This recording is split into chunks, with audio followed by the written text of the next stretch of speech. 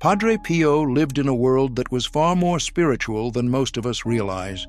For him, the unseen realm, angels, demons, blessings, curses, was not symbolic, it was real. And just as evil could enter a home through sin, hatred, or unclean influences, divine protection could also fill a home when it was rooted in prayer and sacred objects. Padre Pio didn't speak often about material things, but when he did, he was clear. Some objects, when blessed and kept with faith, can serve as powerful shields against darkness. And there was one object in particular he urged every faithful soul to keep in the home: the crucifix. Not just as decoration, not just as a symbol, but as a living reminder of the presence and authority of Christ. Padre Pio said that the crucifix carries a spiritual weight far beyond its appearance. He believed that when you keep a blessed crucifix in your home, especially in the bedroom or main area, it becomes a spiritual firewall, something demons cannot stand to be near. He once told a visitor, "The devil flees at the sight of the crucified Christ," because the crucifix is not just a memory of death, it is the announcement of Satan's defeat, and the enemy knows it. Padre Pio himself always had a crucifix near him, even under his pillow. He kissed it before sleep. He held it during pain. He placed it in the hands of the dying. He once said, "If people only knew what power is in the crucifix, they would never sleep without it near." To him, it was not just a sacred image, it was a spiritual weapon, and he advised the faithful to have one in every room if possible, not just to admire, but to meditate on, pray before, and call upon in times of fear, confusion, or spiritual attack. The crucifix, he said, is a window into victory. He taught that when a crucifix is blessed by a priest, it carries even more power. That blessing isn't superstition. It's a spiritual seal, marking the object as a vessel of divine protection. And the enemy knows the difference.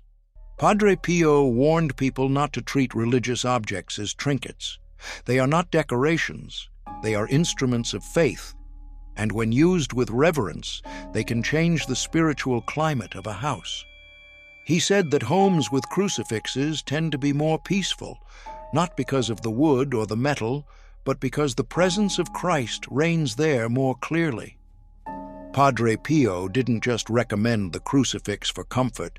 He used it as a shield in battle. During moments of temptation, spiritual attack, or even demonic presence, he would often grab the crucifix and hold it close. Not because he feared the darkness, but because he knew that the power of the cross silences every evil voice.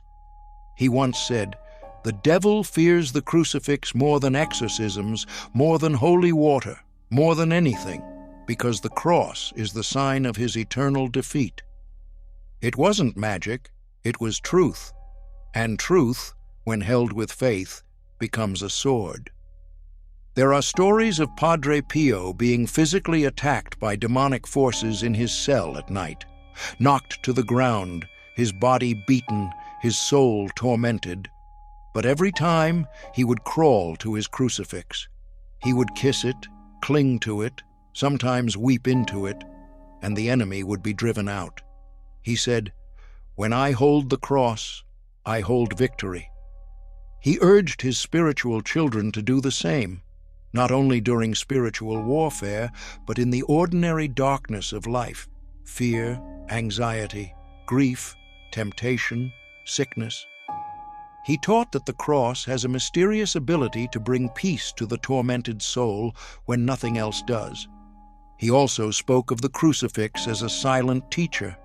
In times of doubt or confusion, Padre Pio would sit in front of it and simply stare, not waiting for words, but allowing his heart to be pierced by the image of Christ's love.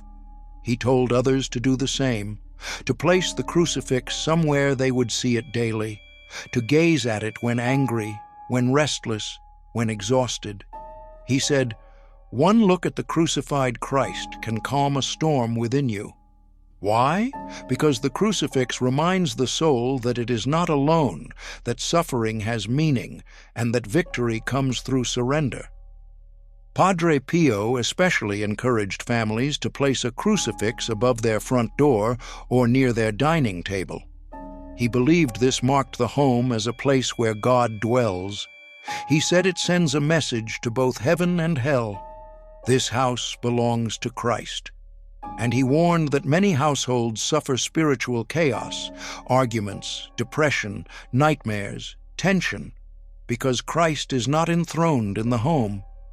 The crucifix, blessed and placed with faith, restores that spiritual order. It invites angels. It repels evil. It becomes the anchor of the domestic church, the place where peace can take root again. Padre Pio believed the crucifix did something more than protect a house. It changed the atmosphere of the heart. He often said that looking at Christ crucified, even for a moment, had the power to soften a hardened soul, calm an anxious mind, and reignite a cold faith. He taught that when a soul is struggling with anger, with temptation, with despair, it should not run to distraction, but to the cross. And not just in thought. He meant literally. Get up, go to the crucifix, stand before it and gaze upon it until your spirit is pierced. He said, the cross speaks without words, but it says everything. To Padre Pio, the crucifix was also a mirror of the soul. It showed the truth that many of us try to avoid, that love and suffering are deeply connected. He said, if you seek Christ without the cross, you will not find him. That's why he wanted every home to have a crucifix, because we don't just need divine protection from evil forces, we need reminders of the cost of our salvation. When you keep a crucifix where you can see it, you're not just defending your home, you're reminding your soul that you are loved, forgiven, and never alone in your suffering. He also encouraged people to pray before the crucifix daily, even for just a minute. He believed that when you kneel before it in silence, God speaks to your heart in ways that no sermon or book ever could. He recommended repeating the words, Jesus, I trust in you, while looking at the wounds in Christ's hands and feet. This, he said, draws down grace, not just for you, but for your family. He even instructed parents to teach their children to kiss the crucifix every night before bed, calling it the first armor of a saint.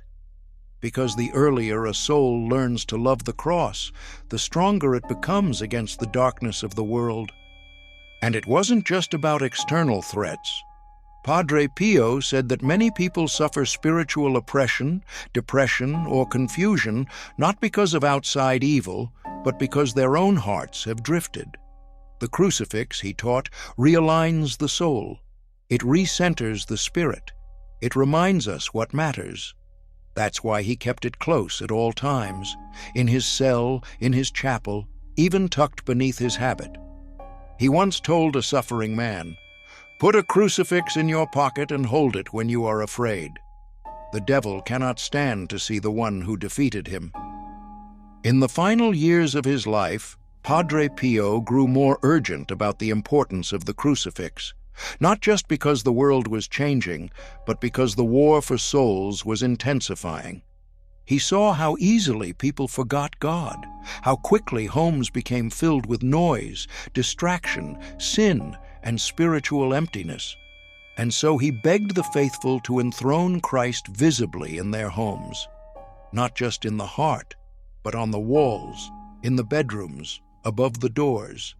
He said, "Let the crucified Christ be the king of your home, and no enemy shall reign there."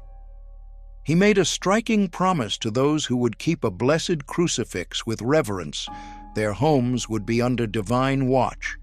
He spoke of angelic protection, of peace that surpasses understanding, and of spiritual clarity returning where there was confusion.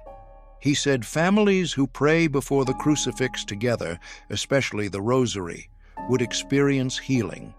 Not always immediately, but deeply. He taught that many arguments, many fears, Many spiritual attacks simply dissolve when the crucifix becomes the center of the home, because wherever the cross is honored, Christ reigns, and evil retreats. He also reminded the faithful that the crucifix is not just for times of danger, it's for times of decision. When you're uncertain, tempted, or overwhelmed, Padre Pio urged you to go to the cross. Look at it.